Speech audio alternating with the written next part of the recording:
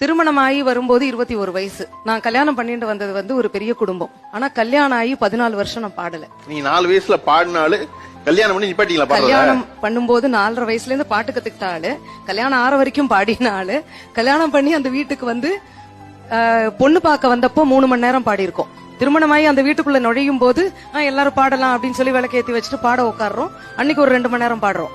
அதுக்கப்புறம் ஸ்ருதி பாக்ஸ்ல தூசி தான். ஆனா இந்த உறவுகள் என்ன பண்ணினாங்கன்னா, ஒரு சின்ன உதாரணம், லேட்டஸ்ட் உதாரணம் சொல்றேன். அவங்க கூப்பிட்டு என்ன சொல்றாங்க, இது ஒரு அசிங்கமான ஒரு இண்டஸ்ட்ரி ஆச்சே, எது சங்கீதம் பாடுறது. அதுல எதுக்கு நீ இருக்க, வீட்டுல சமைச்சு போட்டுட்டு இருக்க கூடாதா நார்மல் உமனா அப்படின்னு கேக்குறாங்க. ஆனா அவங்க மனைவி என்னோட ஓரக்கத்தி, with all good regards for her, அவங்க வந்து ஒரு ஆபீஸ்ல பல வருஷமா வேலை பாக்குறாங்க. அவங்க வீட்டுல சமைச்சு போட்டுருக்கலாமே, அவங்க எதுக்கு வேலைக்கு போகணும்?